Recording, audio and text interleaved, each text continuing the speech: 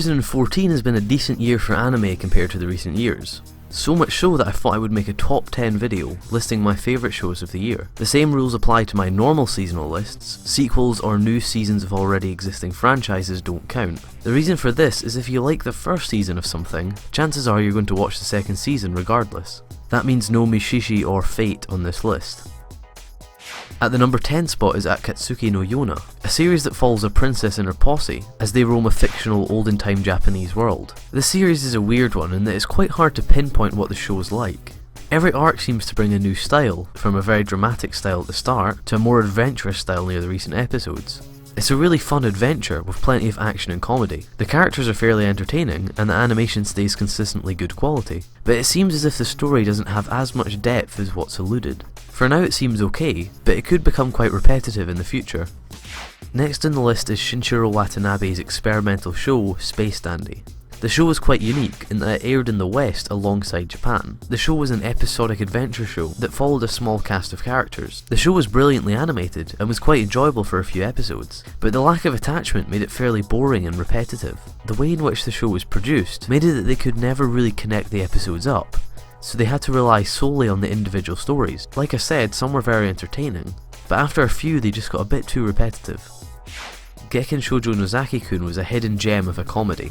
It didn't really set itself up to be anything revolutionary. It was set in high school with a fairly average cast of characters, but they used such a unique style of humour that lasted the whole series. The humour didn't get boring and provided lots of opportunities for jokes and funny situations. But the show lacked ambition to go any further than that. They never developed the character relationships past certain points, and never really delved into anything too deep.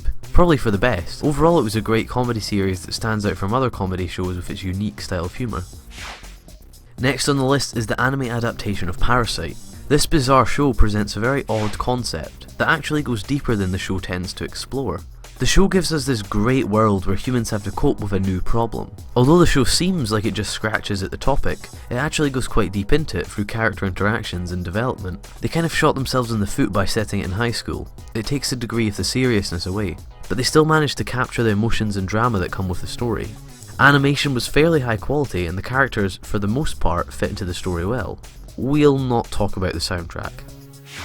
GARO is next on the list. The unique anime from MAPPA offers a number of different things. It has a cast of interesting characters, all with their own personalities and attributes, paired with an interesting story that opens up both the main story and episodic stories. The animation style was also quite refreshing. They used various different styles for various different parts of the show. For example, 2D animation was used for a lot of the scenes, but 3D animation was used for many fight scenes. I can't say it blended perfectly, but it didn't look out of place.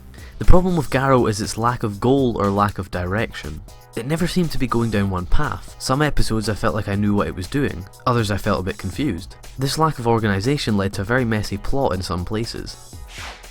ZANKYOU no Terror is next on the list, a tense detective thriller that bases its story around the touchy subject of terrorism. The animation and setup for this series was superb, and what they did execute off the setup was pretty good, but it failed to touch on way too many topics it brought up to be higher on the list. There was some smart writing for some scenes, but poor for others. There were some great characters, but some really disappointing ones. The show set itself up too much, which means they had some great content, but just too much other content that was abandoned or rushed. A great example of what we could possibly see in the future, but still very far from it. I'm not one to normally rate romance anime highly. For the most part, they rarely innovate and tend to overuse tropes, but I'm making an exception for Your Lie in April. It's a romance series that revolves around playing classical music. It's actually a very well written romance that doesn't force its way in any direction. It feels very natural, and they don't overplay the drama. There's also very little fan service, which allows me to take the show and characters seriously. It has some really interesting themes that are subtly included without feeling too forced. The animation, despite a few drops here and there, is quite nice looking. The characters are fairly enjoyable and don't get too annoying or overdramatic. Overall, it's a smartly written romance that doesn't rely too much on fan service or drama to attach its viewers. BARAKAMON is the perfect example of how to make a good slice of life anime. It doesn't try too hard to be anything it's not. It doesn't try to be too dramatic, and it perfectly captures the feeling it's going for. The show revolves around the characters completely, and they were a very strong set of characters. They all developed well and offered different elements to the show. The story was very simple, but still original. It produced a really nice story that was easy to watch and concluded nicely. What I really liked about Barakamon was that it didn't overstay its welcome. It came in with a goal, achieved the goal and left. It didn't add any unnecessary romance, drama or story. It just accomplished what it wanted to accomplish at a high standard and left it at that. Shingeki no Bahamut was one of the most enjoyable series of the year. Its great mixture of action, world building and brilliant animation made it jump into the number 2 spot. It's rare you get an adventure anime that's episodic in nature that also develops the main story. The story actually has quite a bit of depth to it, which was quite surprising. But the best bit about the show has to be its style. Everything from the animation style to the directing. It was all done in such a unique way. The directing was very fast paced and allowed for a lot of serious content as well as comedy. Overall, it was a super fun anime in many aspects. And in the number 1 spot this year was Masaaki Yuasa's Ping Pong the Animation.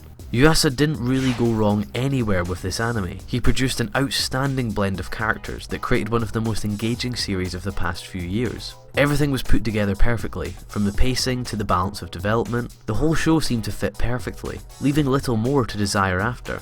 I left Ping Pong feeling completely satisfied with the experience. I didn't feel like certain elements lacked anything. It was so nice to come out of an anime feeling like I'd been given the whole package. With a brave art style and unique storytelling style, Ping Pong was a superb addition to this year of anime, and well deserving of the number 1 spot.